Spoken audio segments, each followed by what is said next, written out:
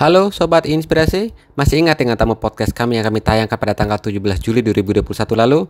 Ya, beliau adalah orang nomor 2 di Kota Bima atau Wakil Wali Kota Bima NTB yang telah dilantik sebagai Wakil Wali Kota tahun 2018 lalu. Ada banyak kisah inspiratif yang kami kulik dari beliau dan ada satu kisah yang saat itu kami tanyakan yaitu terkait kasus trekking mangrove di daerah Bonto, Kota Bima, NTB yang saat itu masih menunggu sidang lanjutan. Dan pada hari Rabu 17 November 2021 di Pengadilan Negeri Raba Bima telah dilakukan pembacaan keputusan atas kasus tersebut. Namun sebelum lanjut kepada info putusan, kami ingin menayangkan kepada Sobat Inspirasi petikan wawancara kami terkait kasus tersebut dengan Bapak Ferry Sofyan dan berikut adalah petikan wawancaranya. Baik Sobat Inspirasi, satu hal lagi, tapi ini agak sensitif nih. Kalau memang beliau berkenan saya akan tanyakan, kalau memang berkenan untuk dijawab ya. Oke, saat ini beliau sedang dalam ujian bahwa ada masalah yang masalah dengan hukum ya, dalam arti beliau saat ini sedang fokus untuk menangani masalah itu. Boleh saya kulik masalah itu, Abang? Boleh. Oke, terkait pemanfaatan lahan yang ada di daerah Bonto. Nah, mungkin sobat Inspirasi udah tahu lokasi itu saat ini seperti apa. Bisa dijelaskan sama Pak Wakil Wali Kota sendiri deh. Ini lokasi apa dan untuk apa kegunaannya sebenarnya? Ya, sebenarnya apa yang kita lakukan itu adalah mengembangkan pariwisata yang ada di Kota Bima. Ya. Kita membangun wisata trekking mangrove yang ada di Wilayah Bonto. Cuma memang ada kesalahan bahwa pelaksanaan kegiatan pembangunan itu dilakukan duluan sebelum keluar izin lingkungan dari provinsi Nusa dilakukan Tenggara duluan Barat. sebelum keluar izin. Dan itu memang melanggar. Tentu walaupun saya selalu orang wakil wali kota, bahwa di negara kita ini ada negara hukum. Betul. Hukum ada sebagai panglima. Apapun Siapapun pelanggaran yang melanggar hukum harus tunduk, patuh dan taat kepada hukum. Dan saya sedang melaksanakan proses itu sebagai warga negara yang baik. Betul, sebagai warga negara baik tunduk terhadap aturan. Kalau harus diperiksa, kalau memang harus ada pengadilan misalkan seperti itu, Abang siap ya berarti ya? Itu adalah proses hukum yang ada di negara kita. Kasusnya udah sejauh mana saat ini, Abang?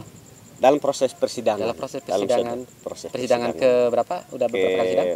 Keempat. Optimis bisa sesuai harapan atau ekspektasi Abang? Insya Allah lah. Kita berharap semuanya berjalan sesuai dengan aturan hukum yang berlaku. Oke, kita tentunya berharap yang terbaik lah ya. Nantilah Tuhan yang akan menjawabnya. Kalau ada kasus begini, ciut nggak sih semangatnya Bang? Aduh, saya berhenti jadi orang politikus lah begitu. Ya kalau kita sebagai politisi ini selama kasus ini tidak menciderai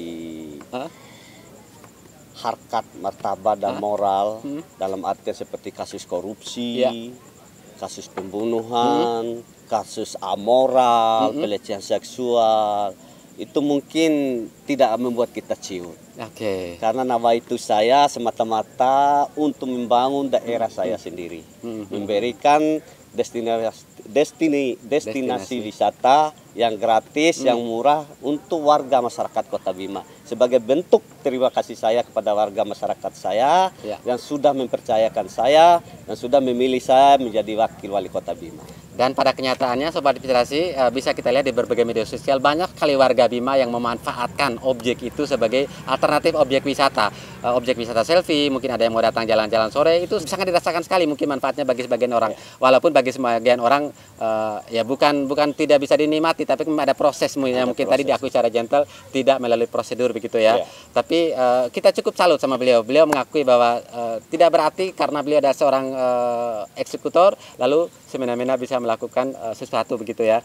Itu pelajaran Sobat Inspirasi. Ya, pada hari ini Rabu tanggal 17 November 2021 Pengadilan Negeri Raba Bima mengadakan sidang terakhir yaitu pembacaan vonis. Pembacaan vonis oleh Hakim Ketua kepada terdakwa Ferry Sofyan. Palu Hakim diketuk dengan vonis hukuman 1 tahun penjara dan denda 1 miliar subsidiar 3 bulan penjara. Tanpa memiliki izin lingkungan sebagaimana dalam dakwaan alternatif pertama. 2. Menjatuhkan pidana kepada terdakwa oleh karena itu dengan pidana penjara selama 1 tahun dan denda 1 miliar rupiah dengan ketentuan apabila denda tersebut tidak dibayar maka diganti dengan pidana kurungan selama 3 bulan. 3. Menetapkan barang bukti berupa 1 bundel dokumen UKL sampai dengan 1 bundel proposal pemanfaatan Laut Bojo Kecamatan Asakota Kota Bima dikembalikan kepada terdakwa. 4. Dikembalikan kepada terdakwa membayar denda sejumlah Rp5.000.